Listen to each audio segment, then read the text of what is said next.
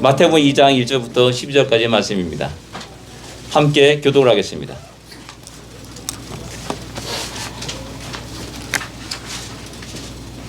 마태복음 2장 1절부터 12절까지의 말씀입니다. 함께 교독을 하겠습니다. 제가 1절 읽겠습니다. 헤롯 왕 때 예수께서 유대 베들레헴에서 나심에 동방에서부터 박사들이 예루살렘에 이르러 말하되 유대인으로 왕을 부르시나 어디 계시냐 우리가 동방에서 그를 보고 그에게 경배하러 왔노라 하니 헤롯 왕과 온 예루살렘이 듣고 소동한지라.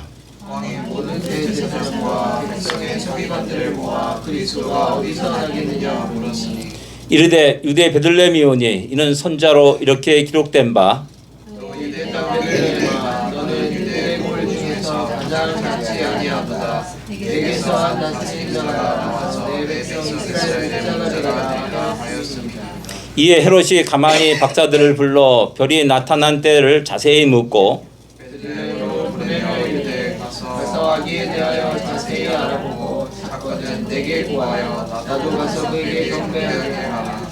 박사들이 왕의 말을 듣고 갈새 동방에서 보던 그 별이 문득 앞서 인도하여 가다가 아기 있는 곳에 위에 머물러 서 있는지라. 저희가 별을 보고 매우 크게 기뻐하고 기뻐하더라. 집에 들어가 아기와 그의 어머니와 어머니 마리아가 함께 있는 것을 보고 엎드려 아기께 경배하고 보배압을 열어 황금과 유황과 모략을 예물로 드리니라. 그들은 꿈에 요셉에서 들어가지 말라 지시하신 걸 받아 다른 길로 보게 돌아가니라. 아멘. 예.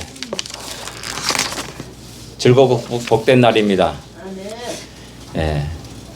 오늘 본문은 우리가 너무 잘 알고 있는 말씀입니다. 예수님이 탄생하셨을 때 멀리 동방 박사들이 방문하여서 경배를 드린 사건을 기록하고 있습니다. 이 말씀을 통해서 우리 신앙생활을 한번 돌아볼 수 있기를 원합니다. 제일 먼저 우리가 생각할 수 있는 것은 뭐냐면은 예언과 그 예언의 성취를 생각해 볼 필요가 있습니다. 드디어 예수님이 탄생하셨습니다. 예수님이 우리 곁에 찾아오셨습니다. 유대인들이 그렇게 간절히 기다리고 기다렸던 메시아가 그들의 삶의 현장 속에 들어오신 겁니다. 우리가 잘 알다시피 유대인들은 수천 년 동안 자기들을 구원한 메시아를 기다려 왔습니다. 10년이 아니라 100년이 아니라 1000년이 넘도록 그들은 그 메시아를 기다려 왔습니다. 그렇게 기다렸던 그 메시아가 드디어 그들의 삶의 현장 속에 찾아오신 겁니다. 그런데 너무나 이상한 일이 일어난 겁니다. 어느 누구도 그 예수님을 찾아 나가지 않았습니다. 어느 누구도 주님을 경배하지 않았습니다. 성경을 잘 알고 있는 서기관들과 바리새인들도 그분을 경배하지 않았습니다. 날마다 성전에서 제사를 드리는 제사장들도 그 주님을 찾아가지 않았습니다. 하나님 믿고 잘 섬긴다는 그 모든 유대인들이 주님을 경배하지 않았습니다. 그리고 계속해서 그 메시아를 기다렸습니다. 지금도 여전히 그들은 그 메시아를 기다리고 있는 민족입니다. 자기들 눈앞에 그 메시아가 오셨는데 알아보지 못하고 도리어 가짜라고 하면서 그분을 배척했고 또 십자가에 못 박혀 죽였음을 우리는 잘 알고 있습니다. 왜 이런 일이 일어나냐는 겁니다.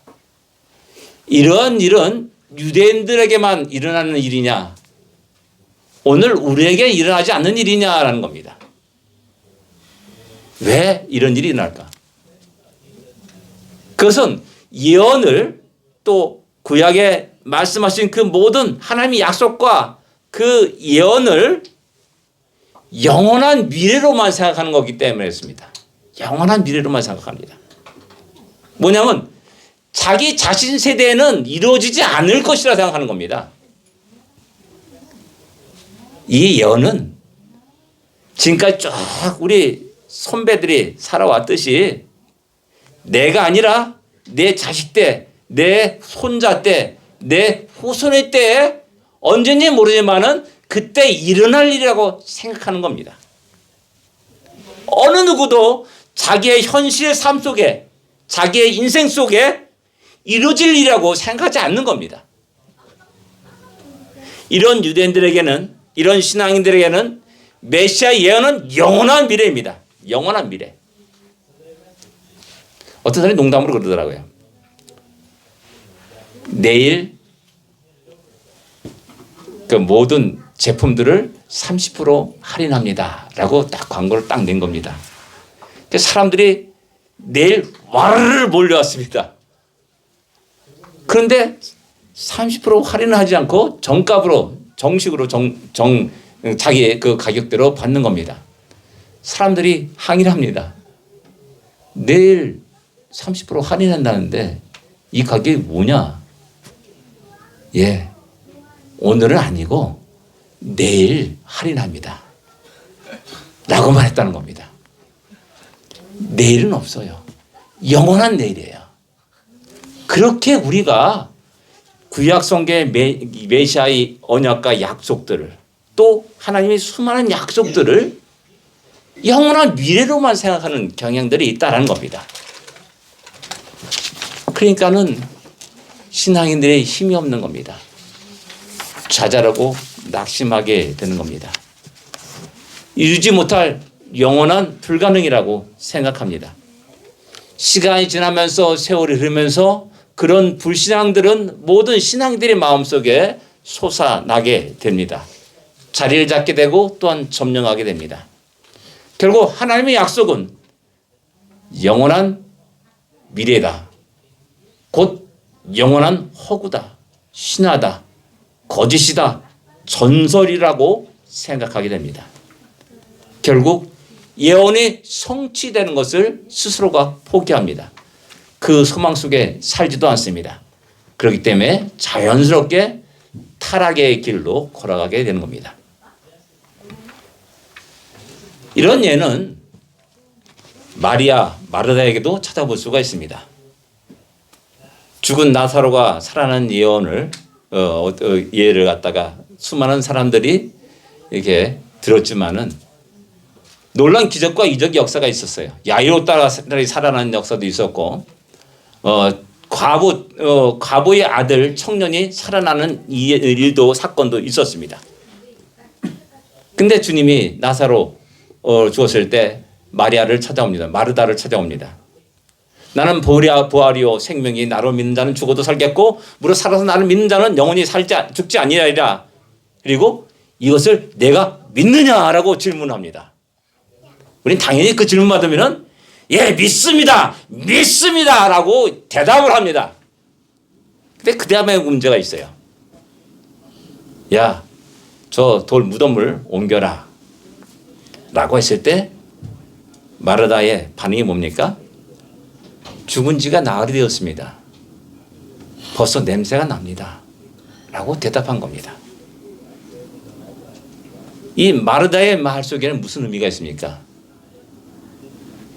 당신은 부활의 주님을 내가 믿습니다. 잘 알고 있습니다.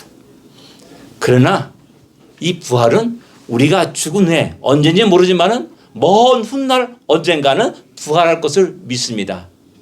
내 오라비 나사로도 그렇게 그때 부활할 것을 믿습니다라는 말입니다. 오늘 현재 이 시간에 자기의 오라버니가 부활한다는 것을 결코 믿지 못했다는 겁니다. 상상도 할 수 없었던 일이라는 겁니다. 이런 식으로 우리가 이 땅에서 오늘 신앙생활하면서 살아가지 않는가라는 것을 생각해야 됩니다. 이스라엘 민족이 40년 동안 광야 생활을 했습니다. 그 40년의 하루하루는 하나님의 계획과 뜻을 성취해 나가는 하루하루입니다. 어제와 똑같은 하루가 아닙니다. 어제 그들이 걸었던 똑같은 광야가 아닙니다. 분명한 사실은 그들은 한 발짝 가나안 땅을 향하여 발걸음 옮겼고 또 그 40년 세월의 그 시간이 하루 단축하게 된 겁니다. 사람들은 그것을 알지 못했습니다. 하루하루의 의미를 몰랐고 자신의 발걸음 한 걸음 한 걸음의 발걸음을 몰랐습니다. 그래서 똑같은 공간에서 똑같은 시간을 보내면서 똑같은 고생을 한다고 생각했습니다. 그래서 불평과 원망을 쏟아붓기 시작하는 겁니다. 어려울 때마다 불평과 원망을 쏟아붓습니다. 그러나 이 하루하루 한 발짝 한 발짝의 그 의미를 아는 사람은 야, 그 가나안 땅에 나에게 점점 다가오고 있다 라고 말하면서 그 모든 어려움들을 이겨나가는 겁니다. 메시아의 예언은 우리 인류 역사 속에 계속되었고 이루어져 갔습니다. 한 해 한 해가 하루하루가 그런 하나님의 주관하시는 하루하루였고 한 해 한 해였고 그런 역사였다는 사실입니다. 아멘. 우리는 이 사실을 분명히 기억하고 바르게 용기 있게 힘 있게 신앙생활하는 우리가 되어야 됩니다. 또 2022년 한 해가 지나갑니다. 우리 모두는 늙어갑니다. 힘이 빠져갑니다. 병들기도 합니다. 더듬는 세월이라고 후회하기도 하고 허무하다고 생각하기도 할 겁니다. 그러나 주님이 그 날이 우리 앞에 다가오는 날이기도 합니다.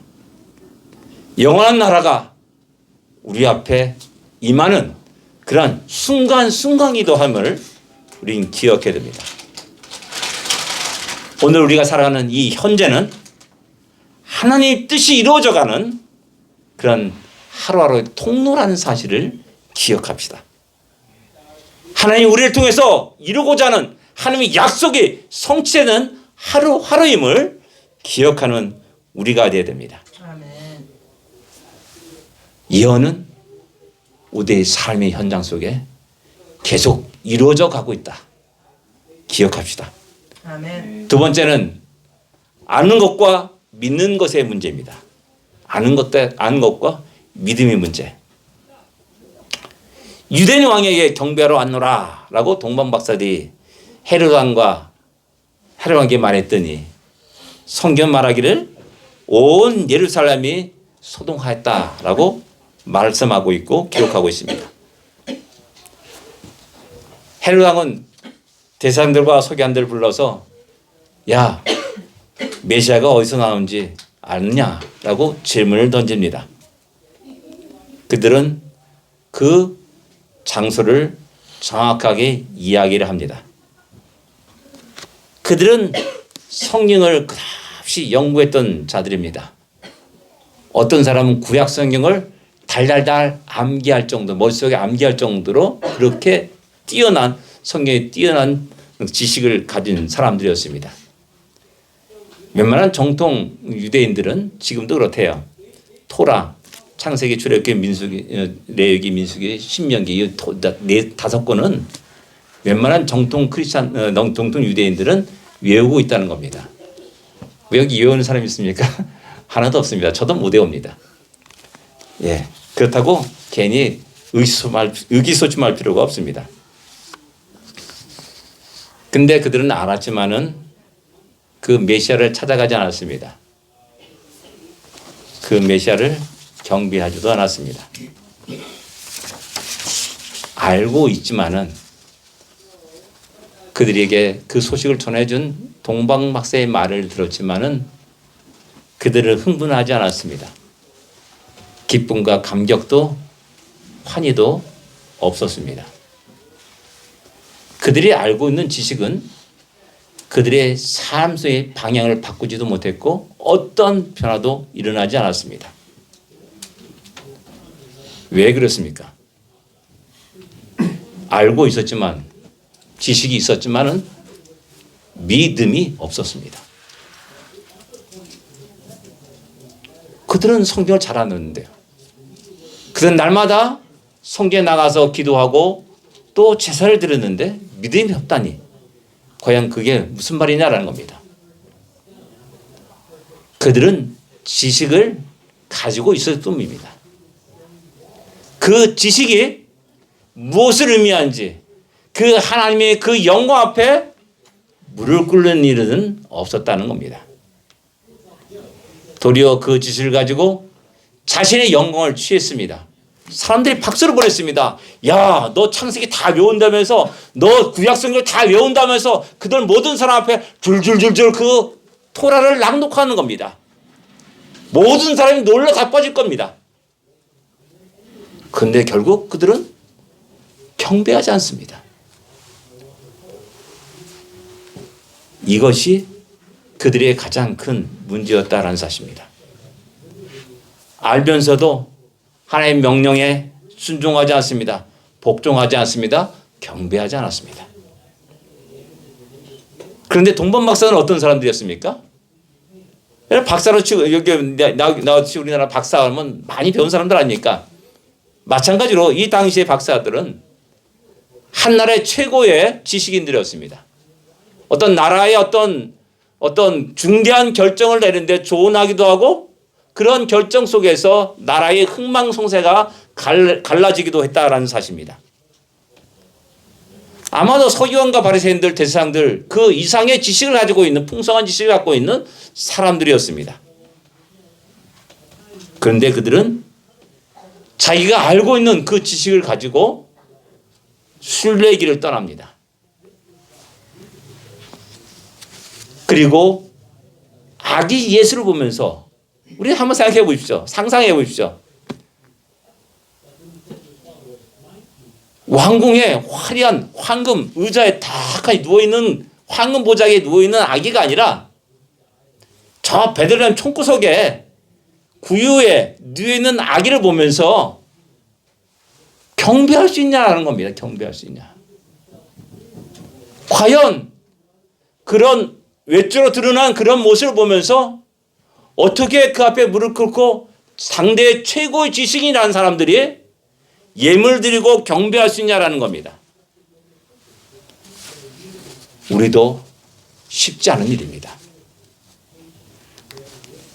그런데 이 동방 박사들은 그 악의 예수 앞에 무릎을 꿇었고 경배했고 자기가 갖고 있는 그 모든 예물들을 드렸음을 성경은 우리에게 말씀하고 있는 겁니다.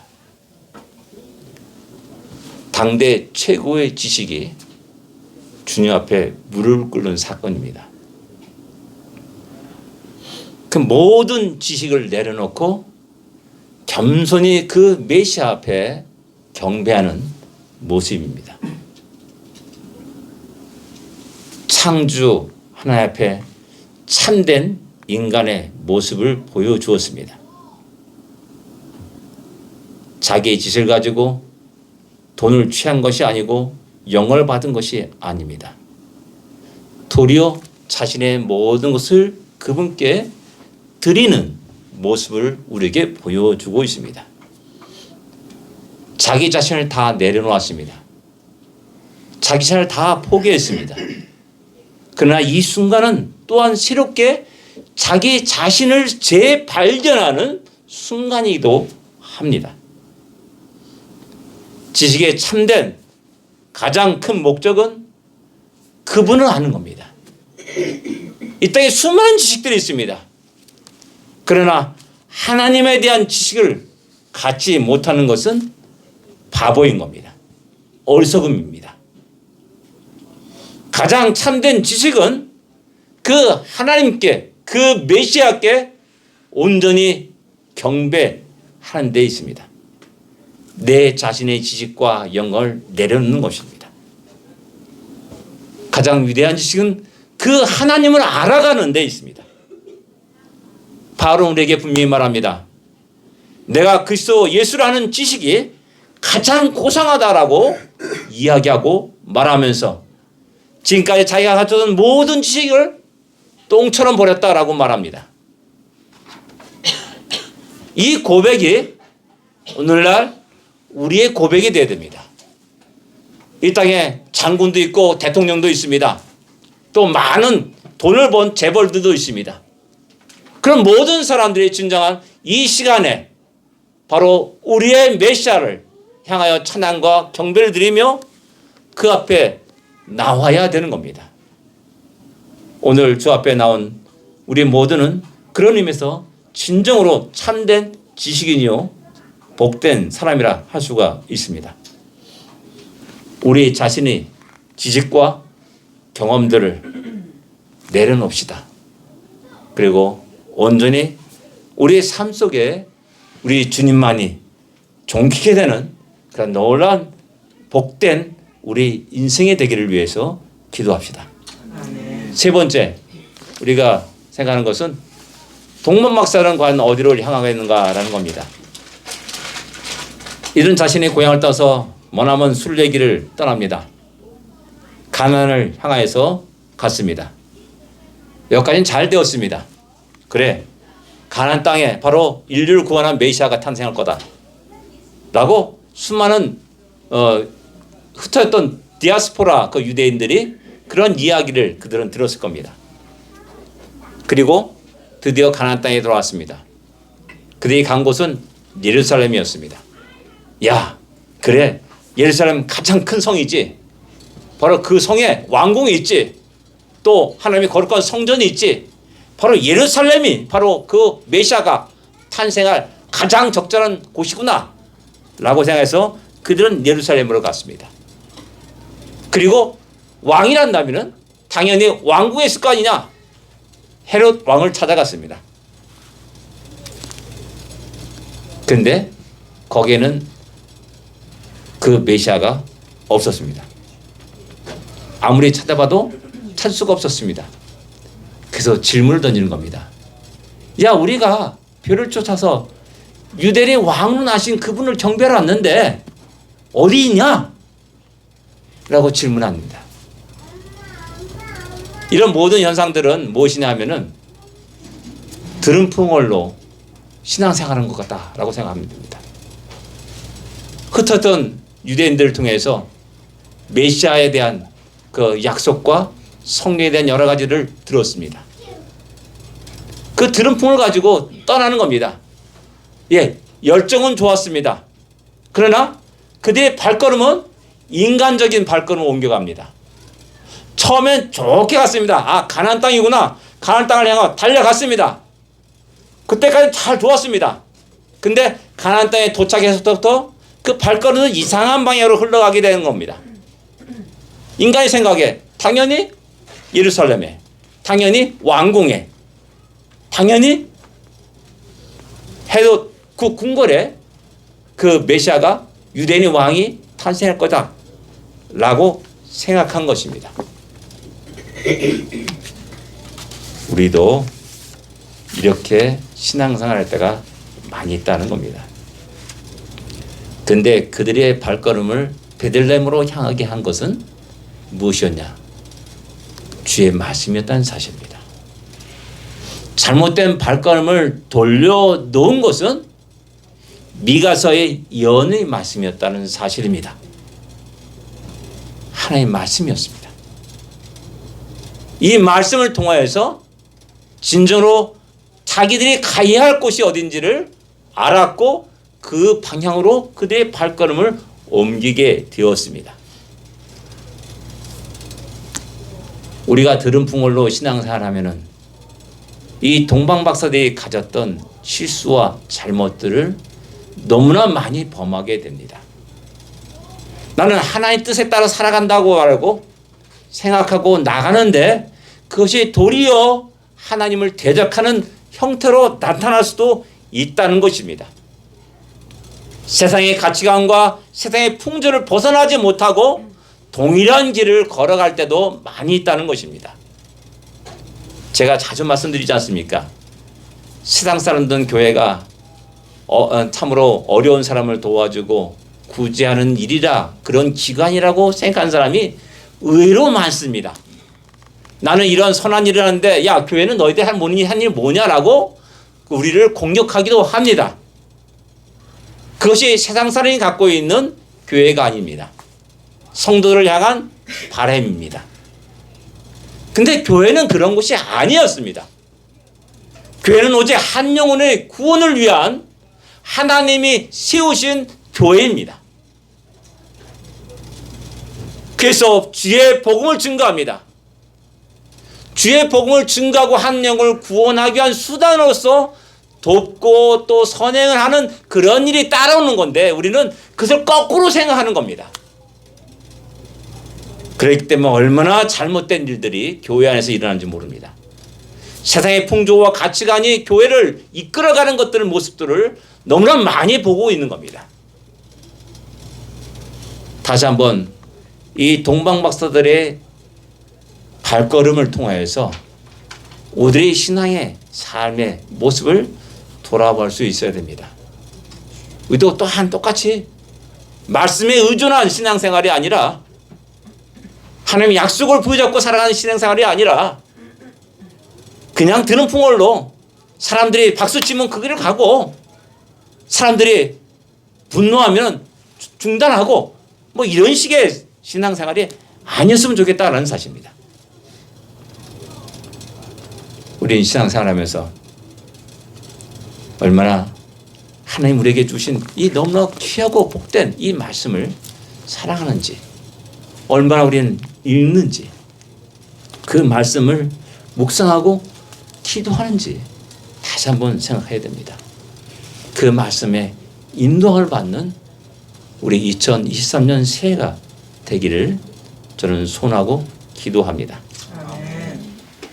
그럴 때마다 우리는 진정으로 복된 우리의 발걸음이 될 것이고 실패하거나 넘어지지 않는 그런 우리의 발걸음이 될 것입니다.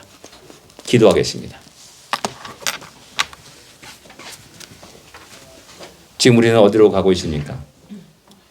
세상 사람들이 박수를 치는 그것을 받기를 위해서 화려한 곳, 멋진 일을 하면서 살아갑니까?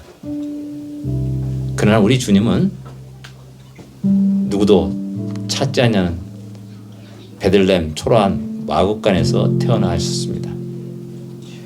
우리는 그분을 볼 수 있는 눈을 가졌습니까? 그분께로 달려갈 수 있습니까? 우리 지식은 어떠합니까? 하나님의 약속을 믿고 의지하면서 오늘도 살아갑니까?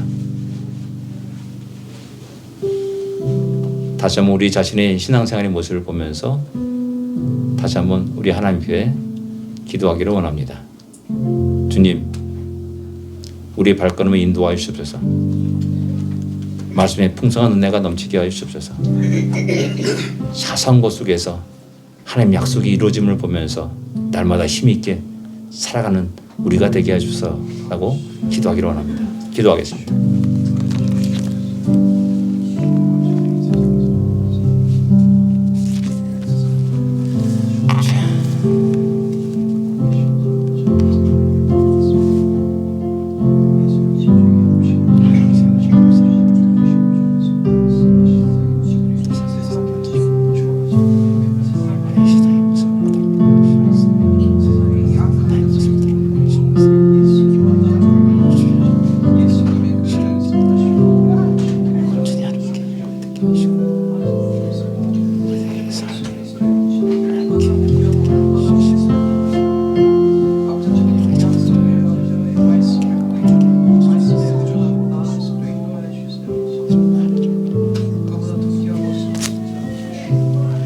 하나님 아버지의 은혜를 감사합니다.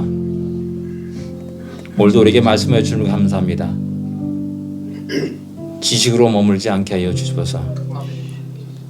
이 말씀이 우리 삶을 지배하게 하시고 이 말씀이 우리 삶을 이끌게 하여 주시옵시고 이 말씀의 인도함에 따라서 순종하고 복종하는 우리의 복된 인생이 되게 하여 주시기만을 간절히 바라고 원합니다. 하루하루를 살면서도 아버지 하나님이 이루어 가시는 하나님의 크고 놀라운 일들을 볼 수 있게 하여 주십시고 그 하나님께 영광이 되는 우리가 되게 하여 주십시며 우리 살롬 장로가 되게 하여 주십시고 우리 자녀들에서도 우리 후손들에서도 은혜 내려 주시옵소서. 예수님으로 간절히 기도드립니다. 아멘.